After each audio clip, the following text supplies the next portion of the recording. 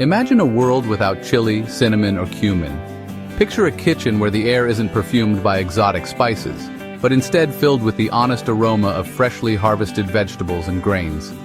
Our kitchens today are global, brimming with ingredients from every corner of the world. But for most of history, food was about what was local and available, what could be grown, gathered, or raised nearby. Meals were built on hearty grains, legumes, and vegetables coaxed from the soil, simple, direct sustenance that reflected the rhythm of the land and the seasons. The flavor came from the inherent quality of the food itself, the sweetness of a carrot just pulled from the earth, the earthiness of a potato, the nutty depth of a grain, each ingredient telling its own story. Cooks became masters of technique, using fire, water, salt, and time to enhance what they had. They learned to coax out flavor through patience and skill, transforming humble ingredients into nourishing meals. Slow cooking tenderized tough meat, and a pinch of salt awakened flavors. Even the simplest meal could become memorable with careful attention and a practiced hand.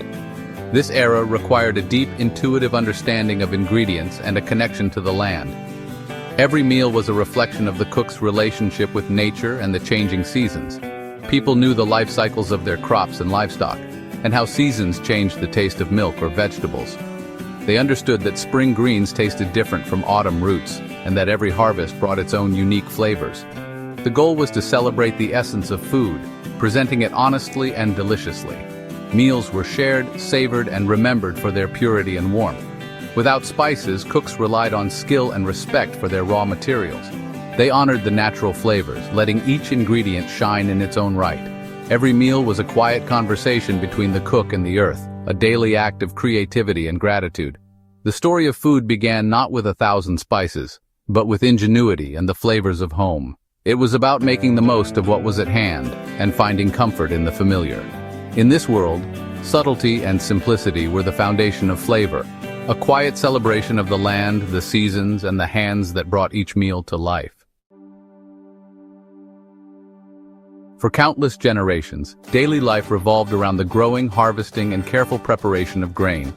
From the first light of dawn, families and communities worked together in the fields, tending to crops that would become the foundation of every meal. Bread was more than food. It was sustenance itself, a symbol of survival and togetherness. Each loaf represented the labor of many hands and the hope of a nourishing meal. Ancient loaves made from barley, spelt, or rye were dense and nourishing, their flavor shaped by the grain, the climate, and the skill of the baker. These breads were hearty, meant to last, and filled with the essence of the land. In Asia, rice was cherished, its clean flavor a perfect base for other foods. It was steamed, boiled, or even pounded into cakes, always at the heart of the table. In the Americas, corn was ground for tortillas and porridges, connecting people to their land and their ancestors. Each meal was a link in a chain stretching back through generations. Porridge was universal, simple grains boiled in water or milk transformed with a drizzle of honey or a handful of berries. It was a comfort food, warming and sustaining, adaptable to every season and every home. The texture and taste of each grain mattered. People were connoisseurs of their local harvests, able to distinguish subtle differences in flavor, aroma, and even color. A well-milled flour yielded a fragrant loaf, while a poor harvest could mean musty bread. The quality of the grain was a matter of pride and sometimes even survival. The quality of the staple food was paramount, and every cook knew the difference. A skilled hand could coax the best from even humble ingredients. These grains were the backbone of daily meals, their flavors celebrated and understood. They brought families together, filling homes with warmth and the aroma of baking or boiling grain. Even the simplest porridge could be a pleasure, elevated by care and creativity. A sprinkle of seeds, a swirl of cream, or a handful of fruit could turn the ordinary into something special. The deep familiarity with grains shaped culinary identity, a taste of home, complete without exotic spice. These meals were comforting, familiar, and deeply satisfying. The rhythm of grain harvest set the pace of life and the flavor of every meal. Each season brought anticipation and gratitude for the bounty of the fields. In a world before spice, grains were the cornerstone of culture and cuisine. They were the canvas on which every meal was painted, simple yet endlessly varied. Their honest flavors needed nothing more, and in their simplicity, they nourished both body and spirit. Before pepper and cloves, meat was a direct expression of the animal and its environment.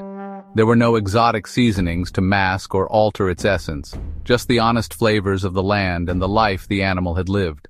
The flavor told the story of its life. Wild deer tasted of acorns, sheep of grassy pastures.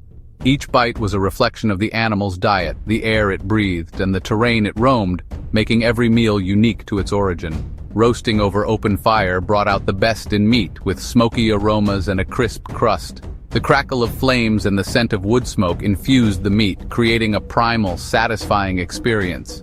Different woods added subtle notes: apple wood for sweetness, oak for depth.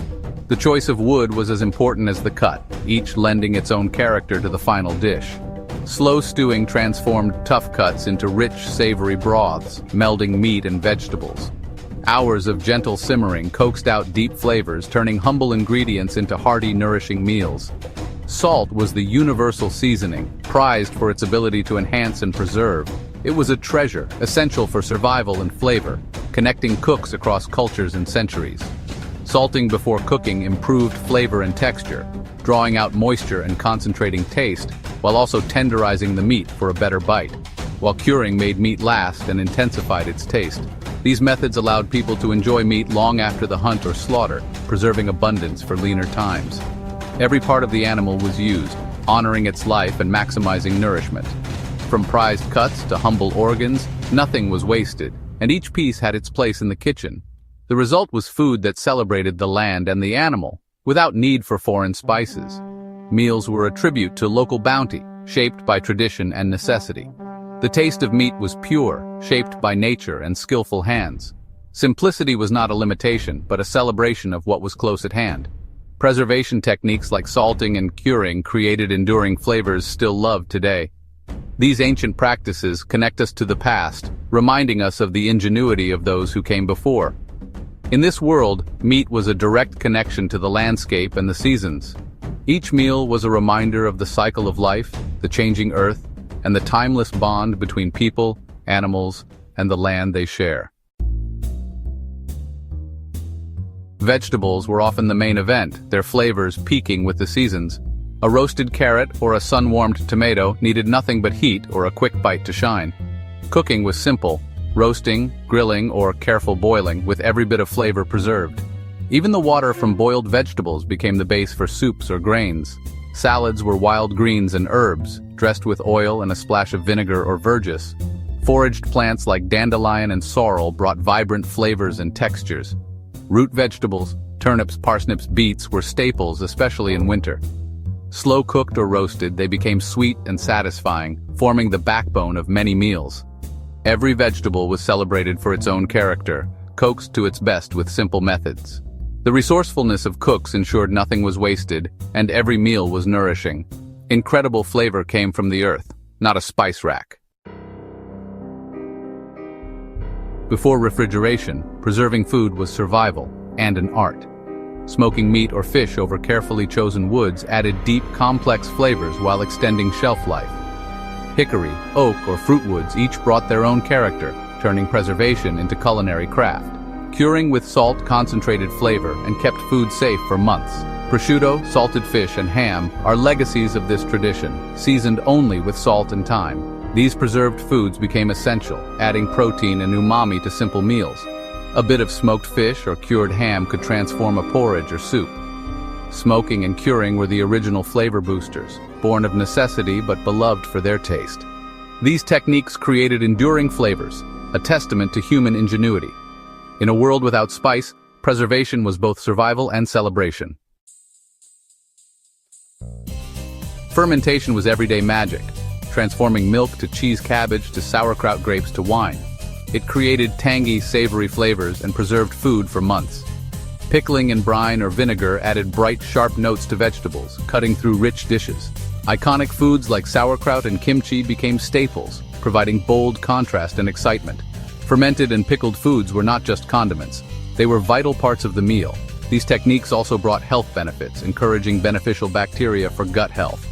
The tangy flavors signaled both safety and nourishment. Fermentation and pickling proved that powerful flavors could be created, not just found. Before exotic spices, flavor grew wild in fields and gardens. Herbs like thyme, rosemary, and mint were foraged or cultivated, each adding unique aroma and depth. A sprig of thyme in stew, mint in peas, or rosemary with lamb. These pairings were discovered through tradition. Herbs infused oils and vinegars, elevating even the simplest dishes. Their use was intuitive, passed down through generations. Many herbs doubled as medicine: rosemary for memory, sage for sore throats, mint for digestion. The line between food and healing was blurred. A well-herbed meal was nourishing in every sense. Herbs brought sophistication and care to daily cooking, long before the spice trade. Nature's seasoning cabinet was always open to those who knew where to look. Life before global food markets was a cycle of abundance and scarcity. Feasts marked moments of joy: roasted animals, special breads, and the best local ingredients shared in celebration.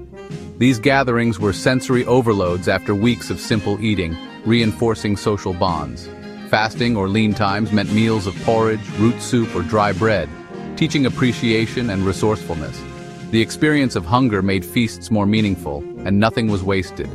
This rhythm shaped a resilient food culture, balancing restraint and indulgence. The simplicity of daily meals based on grains and vegetables was likely healthy.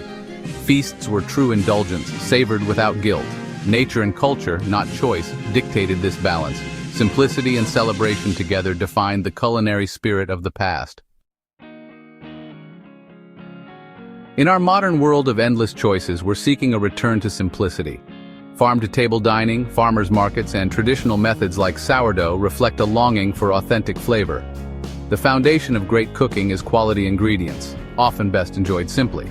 A ripe peach, fresh bread, or grilled fish with salt connects us to the earth and our ancestors. These practices ground us, making food feel real and satisfying.